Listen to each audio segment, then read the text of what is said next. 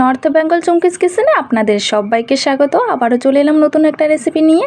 তো আজকের রেসিপি মিষ্টি কুমড়োর ডগা দিয়ে আমি চটচটি রেসিপি আপনাদের সঙ্গে শেয়ার করব। খুবই সিম্পলভাবে এবং ঘরোয়াভাবে এই রেসিপিটা তৈরি করে দেখাবো। তো চটপট শুরু করে দেওয়া যাক রেসিপিটা, আর আপনারা ভিডিওটা স্কিপ না করে সম্পূর্ণ ভিডিওটা দেখতে থাকুন। কুমড়োর ডগাগুলিকে আমি খুব ভালো মতন ধুয়ে কেটে নিয়েছি। তো দেখতেই পাচ্ছেন এরকম করে কেটে নিয়েছি। সঙ্গে একটা আলুকেও খুব ভালো মতন ছুলে ধুয়ে আমি কেটে নিয়েছি।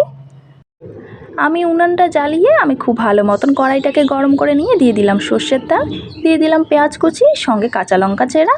খুব ভালো মতন প্রথমে আমি পেঁয়াজ এবং কাঁচা লঙ্কাটাকে হালকা মতন ভেজে নেব। ভেজে নেওয়া হয়ে গেলে এখানে আমি দিয়ে দিচ্ছি কেটে রাখা কুমড়োর ডগাগুলি। একটি যে আলু কেটে রেখেছিলাম সেই আলুটাও দিয়ে দিচ্ছি, আর দিয়ে দিচ্ছি স্বাদ মতো লবণ। লবণটাকে দিয়ে আমি খুব ভালো মতন একটু নাড়িয়ে নিচ্ছি যেন সমস্ত শাকের গায়ে লবণটা লাগে।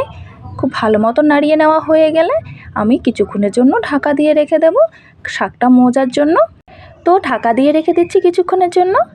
তো কিছুক্ষণ ঢাকা দিয়ে রাখার পর আমি ঢাকাটা খুলে নিচ্ছি। দেখতেই পাচ্ছেন শাকটা কতটা মজে গেছে, আর শাকের গায়ে থেকে কিন্তু অনেকটাই জল বেরিয়েছে। এখন আমি আবারও একটু হালকা নাড়িয়ে নিয়ে দিয়ে দিচ্ছি এখানে হলুদের গুঁড়া স্বাদ মতন।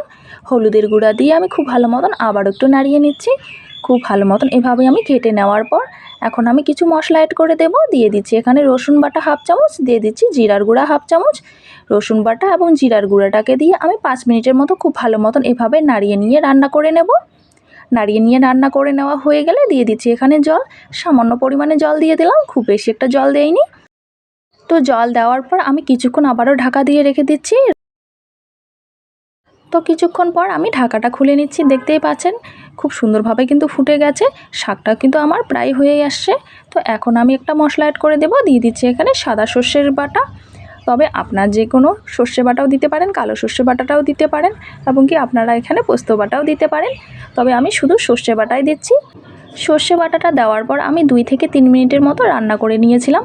তো আমার কিন্তু একদমই তৈরি হয়ে গেছে রান্নাটা। এখন আমি নামিয়ে নেব।